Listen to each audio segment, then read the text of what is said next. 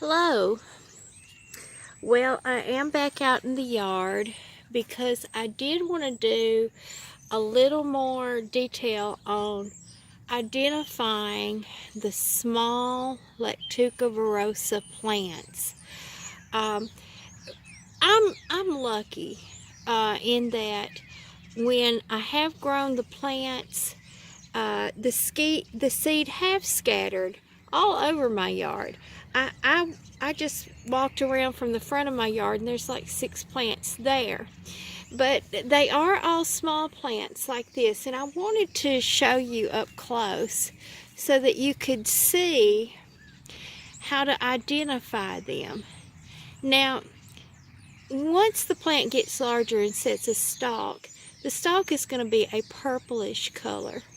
And you can see right here that some of the leaves have that purple tinge to them. Now, the feel of the leaves are kind of, well, they're thick. Some of the ones on this one smaller is a softer leaf. I can pull this up and I don't know if you can see, but the edges of the plant have kind of a little jagged edge on them for the small plants. And then, of course, there's the tried and true test. Just break it, and if you see the milk sap on the leaf, then you know you've got one of the Lactuca plants. Now again, if you're not confident in this and you're not familiar with these plants, I would not go out looking for small plants like this until the plant has set more distinguishable characteristics like I have identified in some of my other videos. But as you can see right around me, I have 3 here, and then another 2 here, and then another one here, and then here's another small one. And I wanted you to see that one of the things when I went to plant my seed in a specific place, I didn't know a lot about the plant at that time, what I know more now. The seed have to be exposed to light a certain number of days, and there is a slide in my cultivation video that will explain that says how many days. So maybe where I put the seed in my bed, maybe some dirt covered it up or some other greenery covered it up, and that's why I didn't have a lot come up in my actual bed. But then out here in the yard, just wherever the seed landed, a little plant took. And so I've got them all over the place. Now I know that I won't be able to dig up all of them. I'm going to try to take some to my daughter's house in Alabama. She has one spectacular plant that I munch on when I go to her house. But I did just want to show y'all how these little small ones that you can start finding them this small. Now these have grown since what was it? October. We dropped some seed out here in the yard, and I did a video on that. And the seed have just continued wherever I've walked, because the seeds stick to me as well. I've dropped them everywhere, and so I do have them all over my yard, and I do plan on gathering as many as I can to put in my bed. I do not feel comfortable mailing them out because I don't know how this plant would take to being mailed out.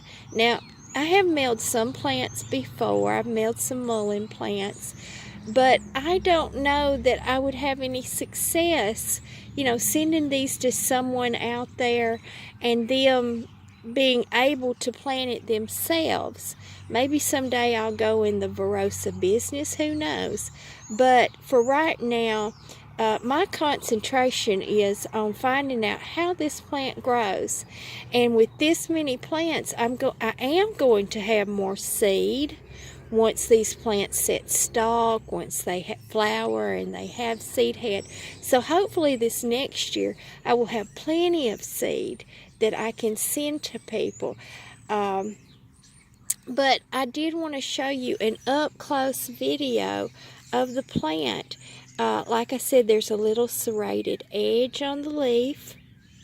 There's a little bit of a purple tinge to the plants. Let me see if I can get one right over here.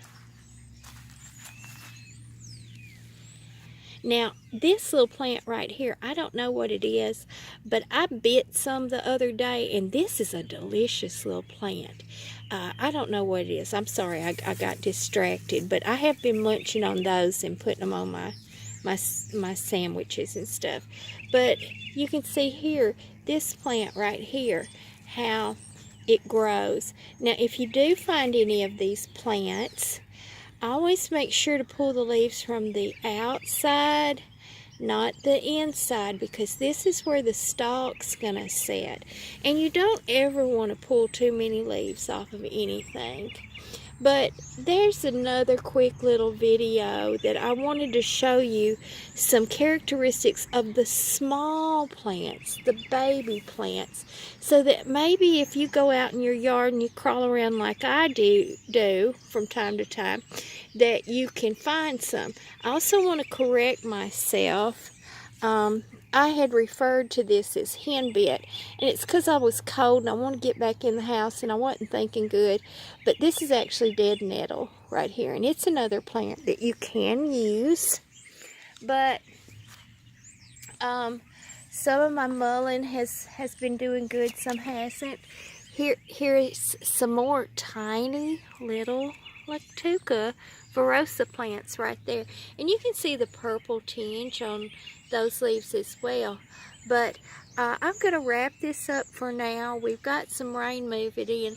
I did just want to get this video done real quick so that y'all could see what the tiny little plants look like. Now, last night I gathered about 5 of these leaves and I put them on a slaw burger. My little hometown is famous for its slaw burgers. And put like 3 leaves on it. In 30 minutes my hands weren't hurting, and they're still not hurting today. And we've got a storm moving in. So I just can't say enough about this plant and how it has benefited not only my pain, but my asthma and my upper respiratory issues. Here's another one. But that's going to be all for now. And I hope everyone out there is doing well. God bless you all, and remember to eat the wild things.